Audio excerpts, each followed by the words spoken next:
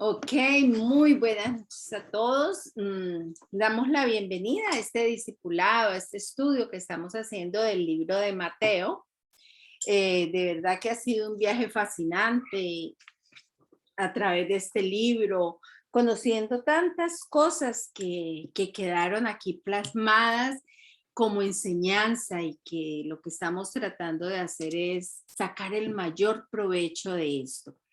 Entonces, los invito a que busquen sus Biblias, a que busquen su libreta de notas, si les gusta tomar notas, para que sigamos en este estudio de Mateo en el capítulo 19. La semana pasada lo empezamos y estuvimos viendo, o sea, le dimos como el título a esos primeros versículos.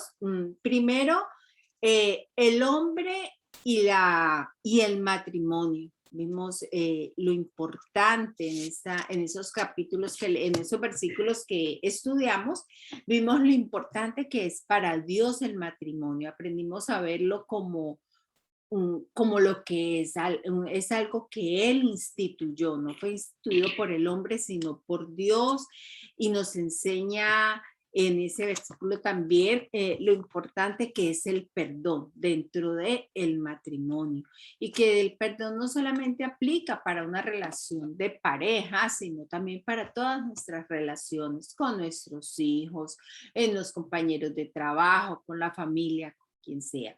Entonces, también, en medio de todo esto, pudimos ver cómo Jesús en esta travesía que tuvo aquí en la tierra, nos enseñó mucho de eso, del perdón, así como Él nos perdonó a nosotros nuestros pecados, nos hizo aceptos ante el Padre. Entonces, que también nosotros pudiéramos practicar ese perdón. Vimos también en otro fragmento la importancia de instruir a nuestros niños en el camino del Señor, que Dios anhela que nosotros seamos como niños. Eso lo vimos también en un capítulo anterior sobre la importancia de que Él le da a los niños a la inocencia, a que ellos no tienen malicia para las cosas y que Él anhela, de hecho lo dijo, que seamos como niños, porque de ellos es el reino de los cielos. Entonces, para esta semana vamos a estar terminando ya la última parte de este capítulo 19.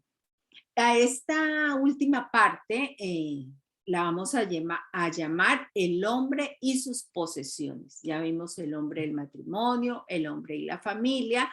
En esta parte va a ser el hombre y sus posesiones. Así que los invito a que sigan con sus Biblias o escuchen la narración. Vamos a estar leyendo de los versículos 16 al 30. Dice así: el hombre rico. Sucedió que un hombre se acercó a Jesús y le preguntó: Maestro, ¿qué es lo bueno que debo hacer para obtener la vida eterna? ¿Por qué me preguntas sobre lo que es bueno?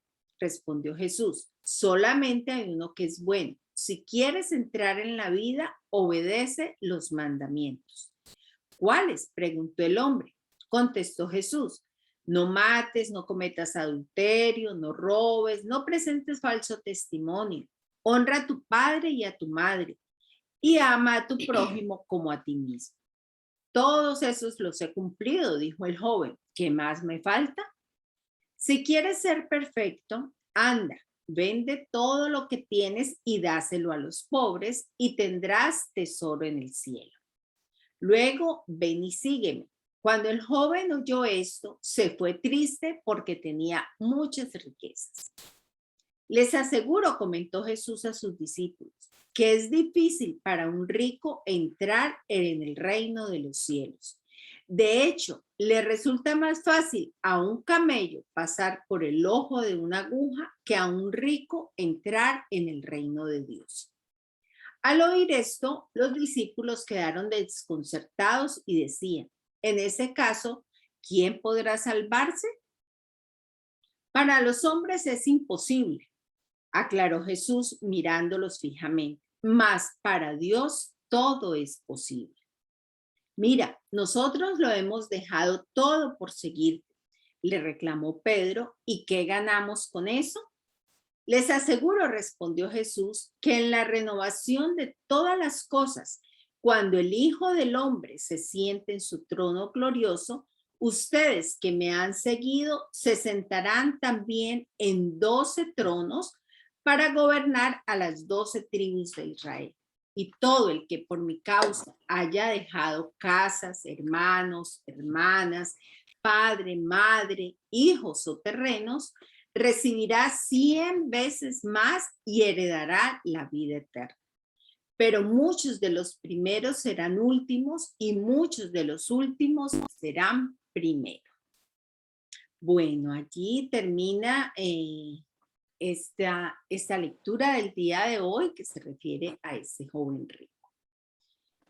Yo creo que en esta parte lo primero que vamos es a ver algunas cosas de este hombre. Lo que este hombre vemos que buscaba era la vida eterna, que fue como por la primera parte que él preguntó, ¿no?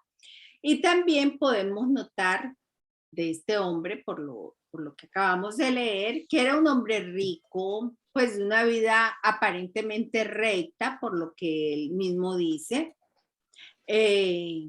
religioso, dice pues que desde su juventud había guardado los mandamientos, o sea que los conocía de esa palabra de Dios.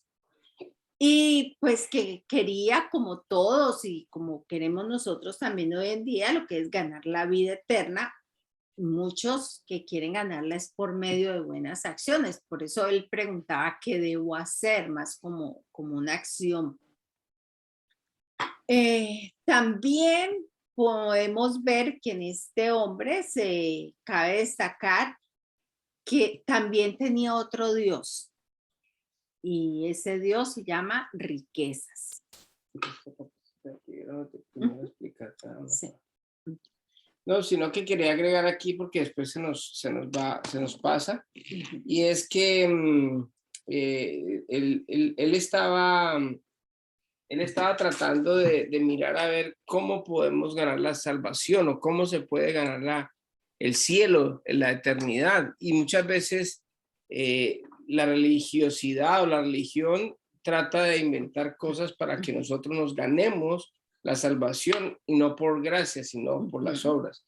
Por eso es que es tan difícil. Yo hace días, no me acuerdo qué día, estaba orando y le decía al Señor, es que es tan fácil la salvación, pero tan difícil a la vez, porque aceptar. O sea, es gratuita, es simplemente por el sacrificio de Cristo en la cruz, no más, no se necesita nada más, agregarle nada, pero nosotros como que no vemos que es como insuficiente el sacrificio de Cristo y queremos hacer cosas para añadirle, para poder ganar la salvación, y eso es completamente contrario a lo que es la verdadera gracia, que es por la fe en Cristo Jesús.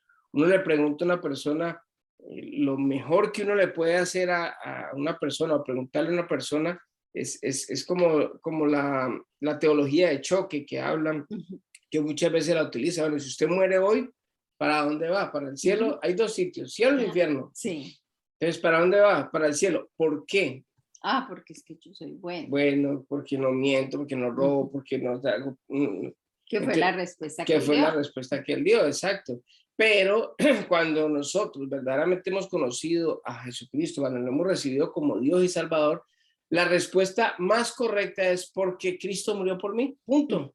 Entonces, porque la gente le dice a uno, usted va para el cielo, entonces usted es muy bueno, pues usted es santico, que entonces es la equivocación que se tiene. O sea, nosotros no somos buenos, el bueno es Dios que murió por nosotros, que envió a su Hijo Jesucristo a morir por nosotros, y nosotros nos pegamos a esa bondad, a esa gracia, a esa misericordia de Dios, y por eso es que nosotros vamos al cielo, pero no por lo que hagamos, porque si sumamos las cosas que hemos hecho, las malas pesan más. Pero yo creo que también cabe algo, y es que dentro del materialismo y la cultura en la que estamos nos hemos acostumbrado que si algo es costoso, si algo vale mucho dinero, entonces es porque es bueno. Entonces, así mismo creemos que es la vida espiritual. Si me cuesta, si tengo que hacer buenas obras y eso, entonces va a tener como más validez, que es que aceptar, decir, sí, yo acepto a Jesús, es como tan poquito. Y eso trae varias variantes. Una variante es que muchas veces uno, al ser tan fácil, al ser gratis, al no costarme nada, entonces, bueno, entonces yo no hago nada. Y yo ya soy salvo y no diezmo, no voy a la iglesia, no me disipulo, no hago nada de las cosas que yo debo hacer. Entonces, por un lado, y por otro lado es que la persona puede cargarse a no creer esa gracia y ponerse a trabajar y hacer, es que tengo que diezmar, es que tengo que hacer esto porque si no me siento cargado y me siento mal. Pero yo creo que allí, por ejemplo, en ese momento,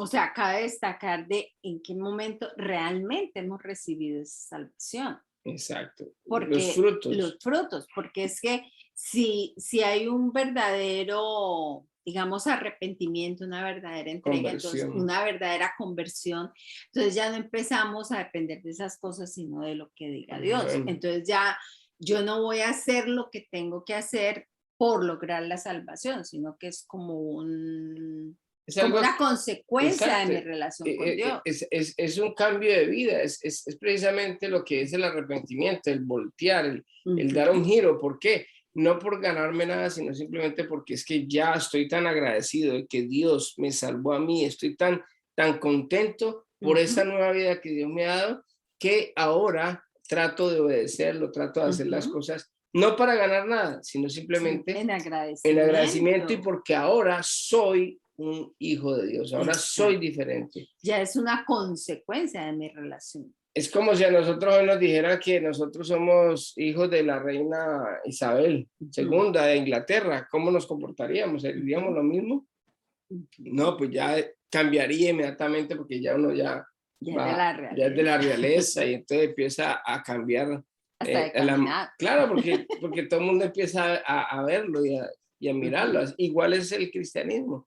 Muchas veces nosotros, para que nos vean bondadosos, nos vean buenos, empezamos a hacer cosas para agradarle a la gente y para mostrar que somos cristianos, pero realmente no estamos haciendo nada porque no estamos haciendo lo que Dios nos dice. Ahora, cuando nosotros verdaderamente hemos recibido a Cristo como Dios y Salvador, a nosotros no nos debe importar lo que diga o piense la gente de nosotros, porque las acciones y todas las cosas que nosotros hacemos y cómo nos comportamos casi siempre va en contra de lo que el mundo hace. De hecho, cuando uno habla del matrimonio, del divorcio, son temas bien difíciles porque muchas veces a las personas les molesta porque somos enfáticos en las cosas del matrimonio y el divorcio, no porque nosotros queramos, sino porque la palabra de Dios lo dice. Ahora, si tienen algún reclamo, alguna queja, pues hablen con Dios y díganle, bueno, ¿y por qué dijo eso? Tanta exigencia. Sí, porque no es cuestión de uno, sino que uno está leyendo y está interpretando la palabra de Dios como debe de ser, y eso va en contra de las personas y del mundo. Entonces, no es que a mí no me parece, es que yo no creo que, no, pero es que yo no creo que esto sea así o porque... No, pero es que usted es muy exagerado. Y echa la culpa sobre uno. Y se enoja con uno. Enseñando esto, pero no, uno está enseñando lo que quedó escrito en la palabra. Y ahí es donde nosotros mostramos el fruto del arrepentimiento. El Señor dice, por sus frutos se conocerán, los conocerán. ¿Cómo los conocerán? Pues que no dependemos del mundo, no es como el mundo diga, sino como Dios dice, punto, se acabó. Si le gustó bien y si no, pues que le vaya bien. Ni modo. Entonces, bueno, ya vimos, yo creo que quedó un poquito claro, no sé si tengan algo más que agregar. Quiten el micrófono y nos digan. Sí.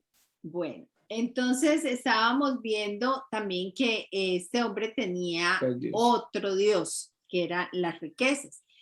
Y por lo que aprendimos nosotros en una lección anterior, en Mateo 6, sobre la enseñanza que aprendimos allí, era que no se puede servir a dos señores, no podemos servir a Dios y a las riquezas. Eso lo aprendimos claramente, yo creo que profundizamos bastante de esto y en este capítulo 19 vuelve y nos retoma, nos muestra Jesús esto de que no podemos servir a dos señores. Este joven quería servir a Dios, estar con Dios, pero continuar con sus riquezas.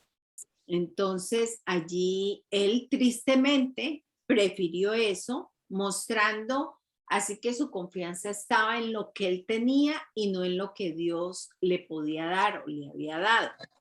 Entonces allí, lo que hablaba mi esposo ahorita, también Jesús allí nos da a entender de que él hablaba era de ese arrepentimiento, de ese cambio de dirección, de esa forma de hacer diferente las cosas, de ese cambio de actitud, de dejar de servir a ese Dios, a ese dinero que él tenía endiosado y servir a Dios.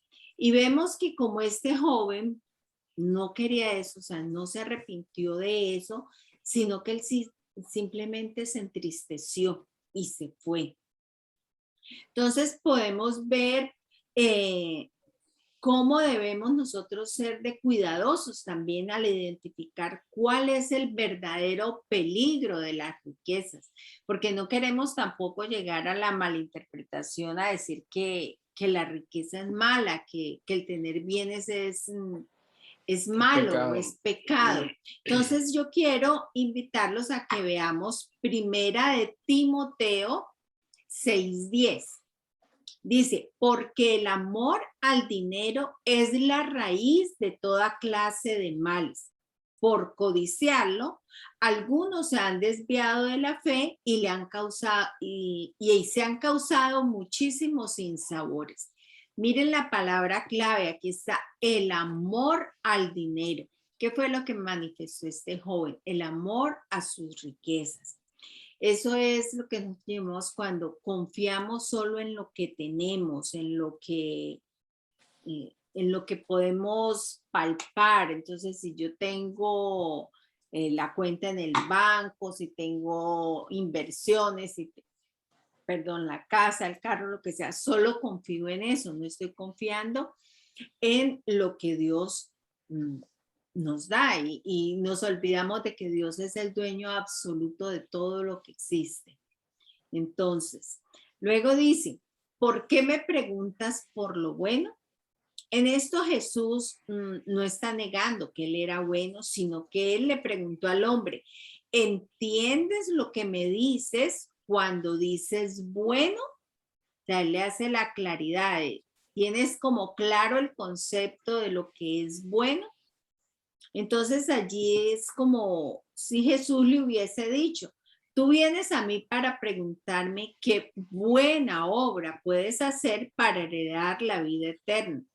Pero ¿sabes el significado? O sea, ¿sabes algo acerca de lo bueno? Yo creo que ahí en esa pregunta el Señor ya había identificado cuál era el problema de él. El problema de él era que él tenía un problema de valoración. Porque, mire, normalmente cuando uno va a lanzar un juicio, cuando uno va a hacer algo, uno siempre opta por seguir lo que es más valioso. Si a una persona, un partido de fútbol, el trabajo, o cualquier cosa que se le interponga a uno, las riquezas, son más valiosas que estar con Dios, pues entonces simplemente esa persona va a optar por lo que es más valioso para ellos. Así el valor del dinero no sea lo más importante. En este momentico él lo pusieron a elegir entre las riquezas o seguir a Dios. Entonces él hizo un análisis y él hizo un juicio y para mí lo más valioso es el dinero en ese momento. Entonces él siguió el dinero porque era lo valioso. Y es algo que nosotros los seres humanos tenemos que tener muy claro cuáles son nuestra tabla de valores, porque por esa falta de tener sabiduría, por esa falta de tener valor, de tener claro lo que es el valor de las cosas, es que nosotros cometemos muchos errores. Porque cuando uno le pone precio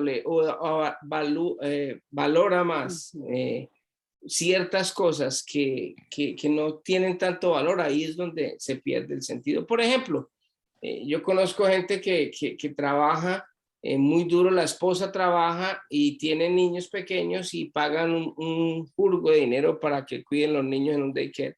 Y resulta de que cuando van a verse está ganando 50 o $100, está quedando de saldo, o sea que está poniendo en mayor valor esos $100 que le quedan que el estar con su hijo.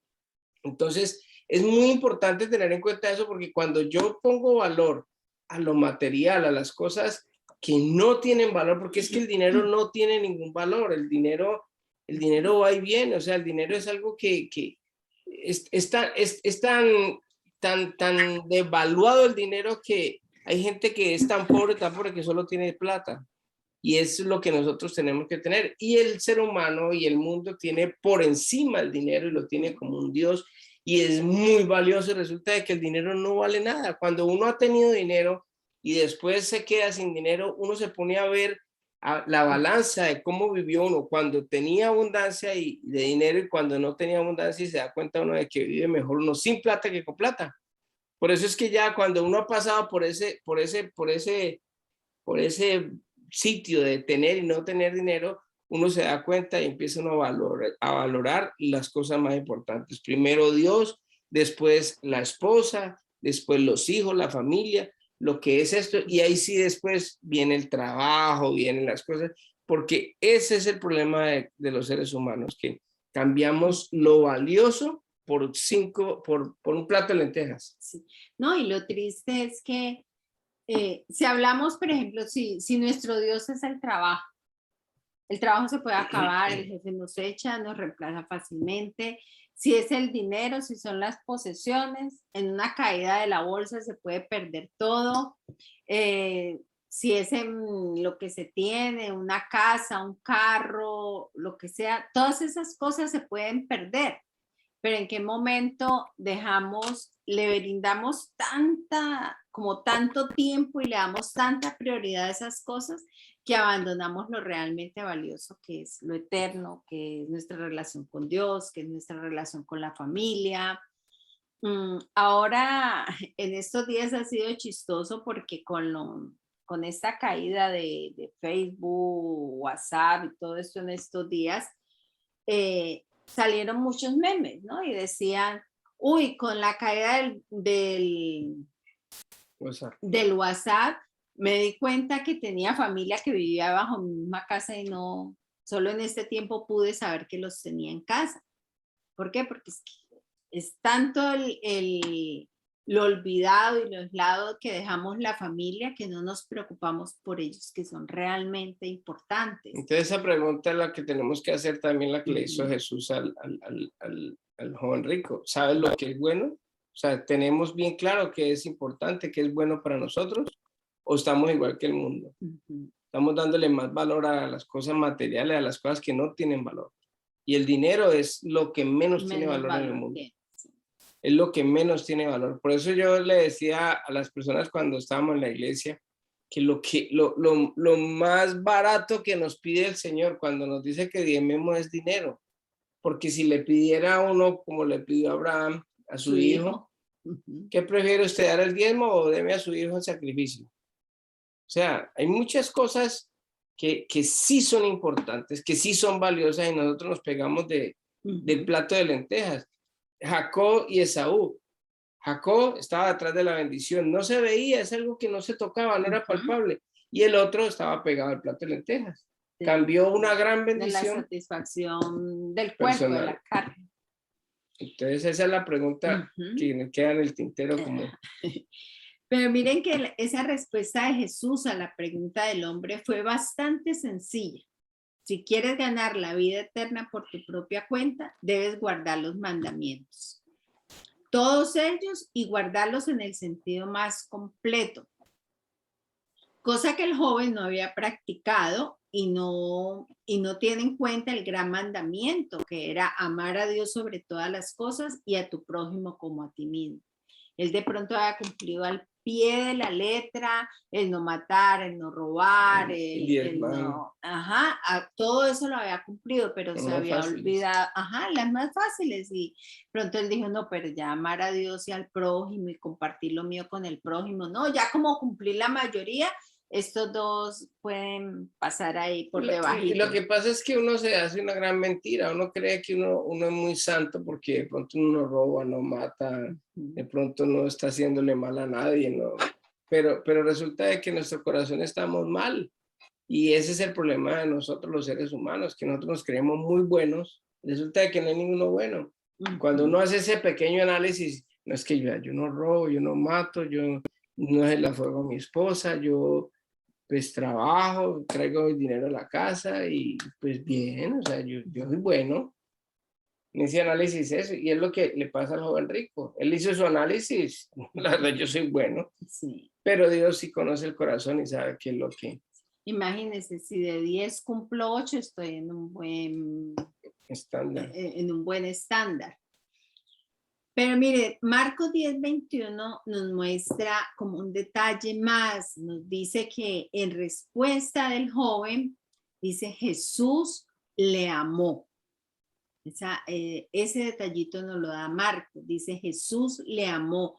Jesús tuvo compasión de este hombre, quien estaba tan equivocado como para pensar que él realmente podía justificarse ante Dios. Pero este hombre sabía, o sea, dentro de él había como esa lucha y sentía que él le faltaba algo. Y por eso preguntó, ¿qué más me falta? Él en medio de su justificación y de decir, yo soy bueno, entonces, pero sabía que había algo, y eso fue lo que le llevó a preguntarle esto a Jesús, ¿qué más me falta? Dice, esta pregunta que él dice, ¿qué más me falta? Nos dice por sí mismo que este hombre sabía que no había guardado completamente esa ley, porque él sabía que algo le faltaba, lo cual provocó esa pregunta. Aquí lo que se refleja, que lo que le faltaba era como esa relación con Dios, esa dependencia, ese saber de que iba a amar a Dios por encima de todos, pero también iba a amar al prójimo.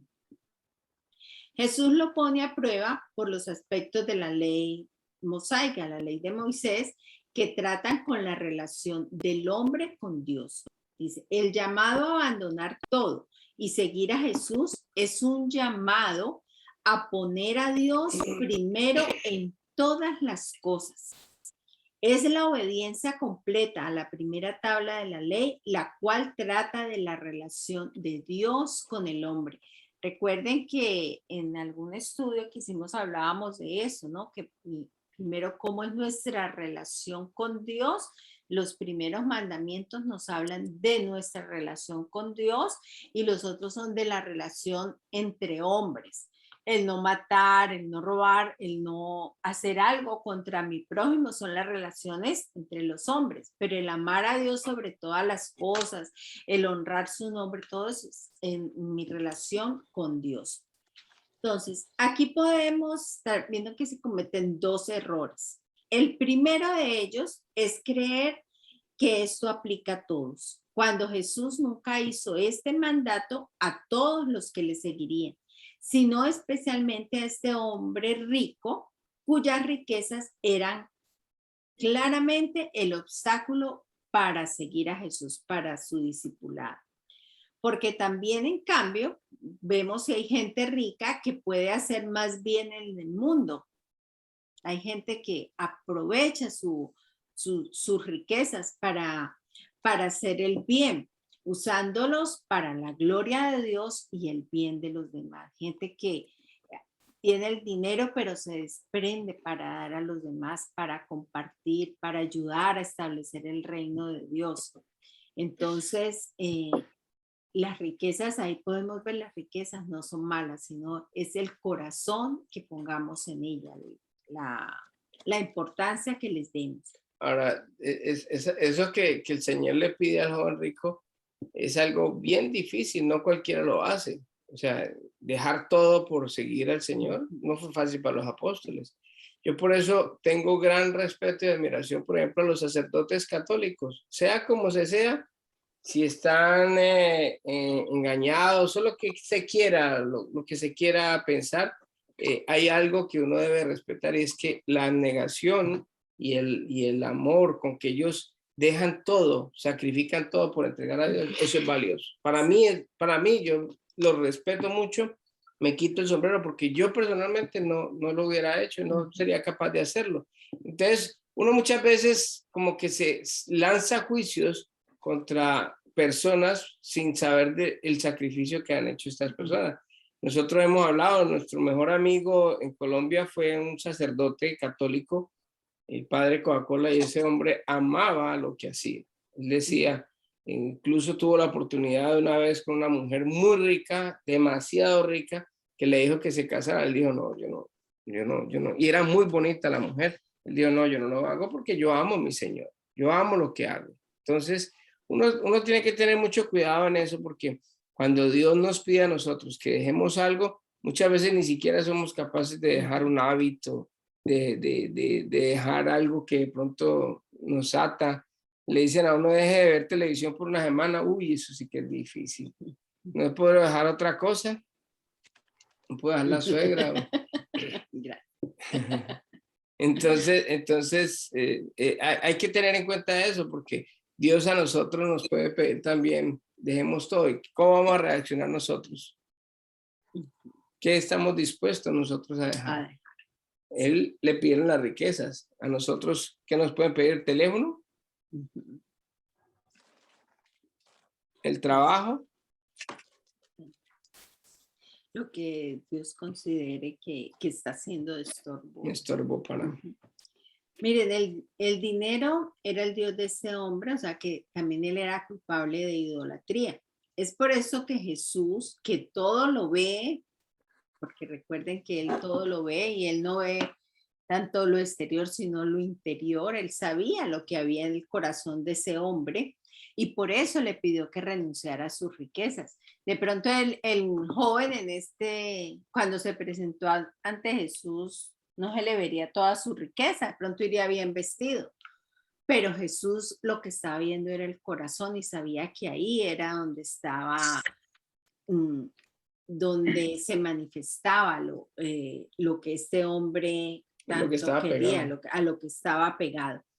Entonces Jesús nos enseña aquí cómo la riqueza es como un obstáculo para su reino.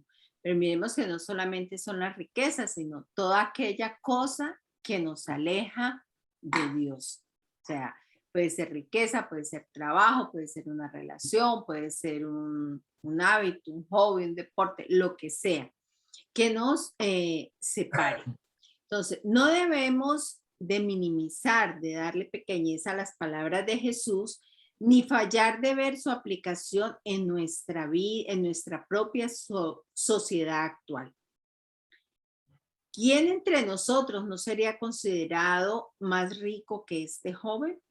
Las riquezas son un problema porque tienden a hacernos sentir satisfechos en esta vida, en vez de anhelar la era venidera.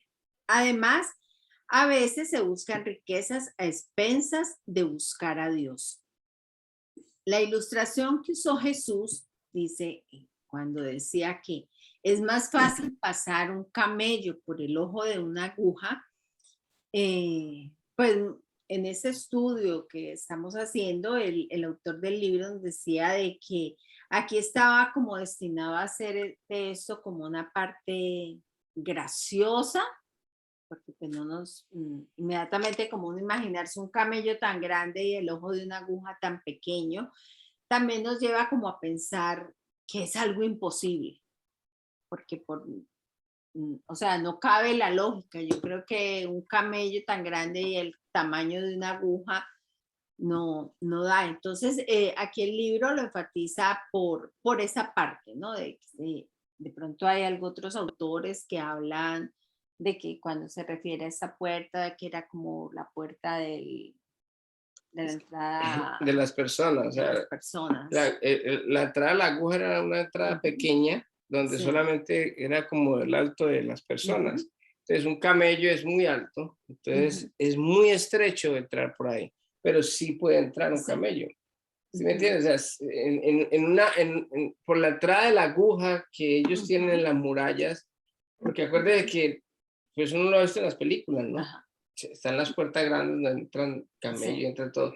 Y hay otra que no hay necesidad de abrir eso, sino simplemente la pequeña por donde pasan las personas. Un camello es muy alto y no pasa o pasa muy, muy apretado, pero entonces sí, sí puede pasar, ¿no?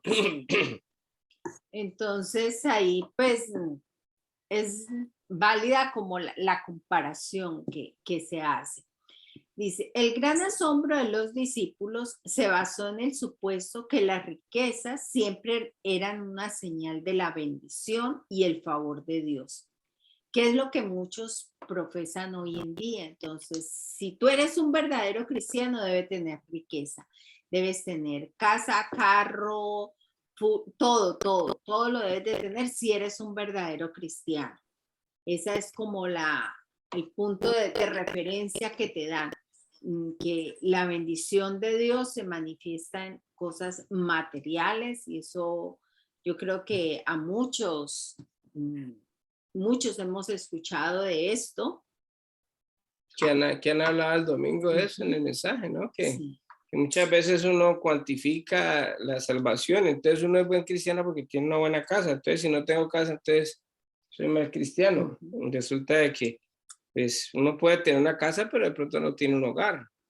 Uno puede tener una cama, pero no puede conciliar el sueño. Entonces hay muchas cosas que son materiales que son importantes y la aclaración que hacía Kiana me gustaba mucho porque nosotros tampoco tenemos casa, pero no quiere decir de que por eso entonces seamos menos O seamos infelices. o seamos infelices o simplemente nosotros íbamos a ir al cielo por eso.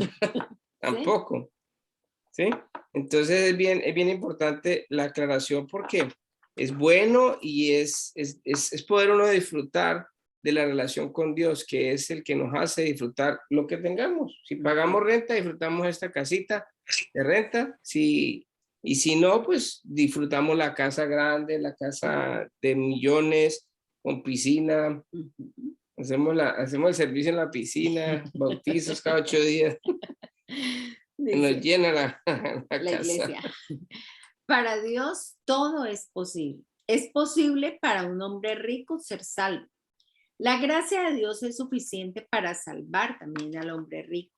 En la Biblia tenemos ejemplos, muchos ejemplos de personas como Zaqueo, José de Arimatea, Bernabé, algunos de ellos. Todos estos hombres eran ricos, pero pusieron a Dios primero, no a sus riquezas. Mire, uno de ellos prometió devolver lo que había cobrado de más. Otros vendieron todo y lo entregaron al ministerio. Mateo salió, dejó gran riqueza, posición, dejó todo lo que tenía por seguir a Jesús. Jesús no está diciendo que todas las personas pobres y ninguno de los ricos podrá entrar al cielo, no, porque entonces eso excluiría a muchas personas, excluiría a Abraham, a Isaac, a Jacob, sin mencionar tampoco a David, a Salomón, a José de Arimatea. Entonces, realmente Jesús nos enseña es de desprendimiento. Esa es como la palabrita, como desprendernos, como renunciar a eso. Siendo el mismo Jesús es un ejemplo vivo de eso, porque él se desprendió de su vida como Dios, de vivir en el trono y se humilló a ser hombre y para llevar una cruz, o sea, para morir en la humillación más grande. Él se humilló a eso, él renunció. Perdón, él se desprendió, se despojó de algo valioso por nosotros. Entonces, es un ejemplo, ¿no? Y allí vemos también la pregunta directa de Pedro. Ya hemos estado conociendo un poco a Pedro y sabemos cómo es que ese no la piensa, sino que se va directo y dice, ¿qué obtenemos nosotros con seguirte a ti? De una le preguntó, ¿qué pues tendremos? Entonces dice aquí que en contraste con el joven, gobernante, los discípulos dejaron todo para seguir a Jesús. Entonces, ¿cuál sería su recompensa? Aquí Jesús les habla del honor especial para los discípulos. Dice, ustedes que me han seguido también se sentarán sobre 12 tronos para juzgar a las 12 tribus de Israel. Los discípulos tendrán un papel especial en el juicio venidero. ¿Qué me dices? Filipenses 2, 6, 8. Bueno, Filipenses 2, 6 al 8 dice, aunque era Dios, no consideró que el ser igual a Dios fuera algo a la cual aferrarse. En cambio, renunció a sus privilegios divinos, adoptó la humilde posición de un esclavo y nació como un ser humano. Cuando apareció en forma de hombre, se humilló a sí mismo en obediencia a Dios y murió en una cruz como morían los criminales. Entonces ahí vemos que él se desprendió y es un ejemplo que él nos ha dejado. Entonces, retomando eso, vemos cómo nos está diciendo, los discípulos tendrán un papel importante, un papel especial, perdón, en ese juicio venidero. Miren que los apóstoles, aparte de tener esa promesa de que iban a tener un papel oficial en el juicio venidero, también tuvieron honor cuando estuvieron aquí en la tierra, el honor de ayudar a proveer un cimiento singular para la iglesia. Esto nos lo dice Efesios 2:20. Dice, edificados sobre el fundamento de los apóstoles y los profetas, siendo Cristo Jesús mismo la piedra angular. Eso nos lo dice Efesios 2:20. O sea, cómo los apóstoles tuvieron como ese honor de ayudar a edificar ese cimiento. También la palabra de Dios nos muestra que tienen un tributo especial en la Nueva Jerusalén.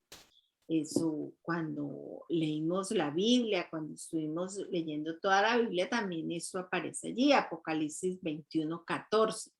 Dice, la muralla de la ciudad tenía 12 cimientos en los que estaban los nombres de los 12 apóstoles del Cordero.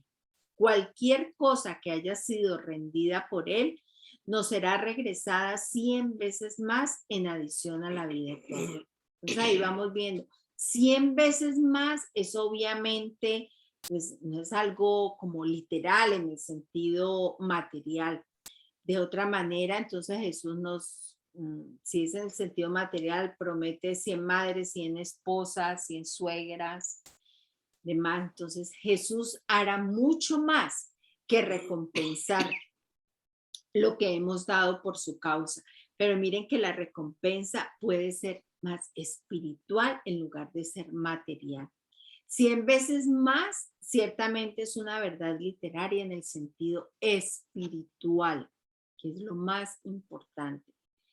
Matthew Poole describió algunas de las maneras en que obtenemos 100 veces más. Dice así, gozo en el Espíritu Santo, paz de conciencia y el sentido del amor a Dios. Dice, contentamiento, qué importante es esto. Tendrán un estado de ánimo feliz. Paguemos renta, tengamos casa propia, tengamos un carro viejo, tengamos un carro último modelo o montemos en bus, vamos a tener contentamiento, es como parte de esa recompensa. Porque es que, entre otras cosas, las cosas materiales no dan felicidad y no es lo que depende de nuestro contentamiento, de nuestro gozo, de nuestra alegría, sino que depende de lo que está en nosotros, en lo que tenemos a Dios. Entonces disfrutamos, si hay abundancia, disfrutamos. Como decía el apóstol Pablo, sé y he aprendido, porque es que mire que hasta para vivir en riqueza hay que aprender. He aprendido a ser rico, he aprendido a tener abundancia, he aprendido a vivir sin nada, o sea, como sea, por donde sea, hay que estar contento, porque no depende de las cosas. Entonces también nos dice que Dios moverá el corazón de otros para proveer sus deseos y esa provisión será mucho más dulce de lo que era su abundancia. A veces Dios los recompensa en esta vida, como restauró a Job después de su juicio por riquezas más grandes. El principio permanece. Dios será deudor a ningún hombre. No será deudor a ningún hombre. Es imposible para nosotros dar a Dios más de lo que Él nos regresa a nosotros. Imagínense, siendo Él el dueño absoluto de todo, inclusive de nuestras propias vidas, lo que nosotros le demos a Él es nada. Muchos de los primeros serán postreros y postreros serán primeros. En las palabras previas, Jesús prometió que aquellos que sacrificaron por su causa y la causa de su reino serán recompensados. Después dijo que a pesar de que serían recompensados, sería diferente de la manera en que el hombre usualmente lo espera. Porque usualmente pensamos que los primeros serán primeros y los últimos serán últimos. Entonces miren que cómo todo esto se trata y se entiende más fácilmente cuando nosotros realmente tenemos una relación con Dios y tratamos día a día, o sea, mi esposo lo ha repetido muchas veces, todos fallamos, todos caemos, todos podemos enfrentar circunstancias difíciles, pero la diferencia está en qué confiamos, en que, bueno, hoy aprendimos una verdad, entonces vamos a ponerla en práctica. No es llenarnos de conocimiento, sino que hoy aprendimos algo, entonces pongámoslo en práctica. Y eso es lo que día a día nos va a ayudar a vivir conforme a estas verdades, a buscar ese contentamiento. No es que tengamos que ser como conformistas. Ah, no, pues Dios me quiere pobre, entonces pobre me quedo. O Dios no quiere que yo tenga esto, que anhele esto. No, no. No se trata de eso, sino que nuestro mayor anhelo sea estar con Él y las demás cosas vienen por añadidura. Él nos da lo que nosotros vamos necesitando. Entonces, este capítulo nos ha mostrado de verdad muchas cosas, lo que repasábamos al principio, la relación de Dios, del hombre con el matrimonio, vimos todo eso, la importancia que tiene el matrimonio para Dios, la relación del hombre con su familia, cómo se debe establecer la relación con los hijos. Tener una relación con los hijos no es solamente darles ropa, comida y las cosas de última moda. Lo más valioso que le podemos dar a nuestros hijos es tiempo, es ejemplo, es instruirlos en el camino del Señor, mostrarles ese camino. Eso es lo más valioso que les podemos dar. Entonces, también hoy aprendimos sobre la relación del hombre y sus posesiones, la importancia que Dios le da a la riqueza. Él no quiere que las riquezas sean un Dios para nosotros, y no solamente la riqueza, sino otras cosas que ponemos por encima de él, el trabajo, el deporte, una relación, lo que sea. Él no quiere que haya nada por encima de él. Entonces, y mirar a qué cosas podemos renunciar para confiar más en Dios. Mire que si nosotros nos ponemos a ver, las riquezas lo que hacen es como cauterizarlo a uno, porque cuando uno tiene abundancia de dinero a todo momento, comer algo es algo rutinario. Me provocó comer cualquier cosa o pedirla, la pide uno y llega y no lo aprecia tanto. Pero cuando uno no tiene con qué comer, cuando uno no tiene verdaderamente y ha pasado de pronto necesidad y llega algo, así no sea el banquete más grande del mundo, uno lo recibe con un gozo, con un agradecimiento, con una bendición. No, eso sabe delicioso. Eso. Entonces uno empieza a valorar las cosas. O sea, si nos damos cuenta, verdaderamente la riqueza es un estorbo. Y cuando uno no la sabe manejar, porque cuando uno la sabe manejar, pues lógico que es una gran bendición, porque ahí puede uno bendecir a otros. Pero si la riqueza es como para uno obtenerlas perdón, satisfacción. Las riquezas no dan satisfacción, dan problemas, muchos problemas, muchos dolores de cabeza, muchos divorcios, muchos hijos abandonados, muchos hogares solos. Uno va por Leishon muchas veces y ve unas casas hermosísimas y apagado todo.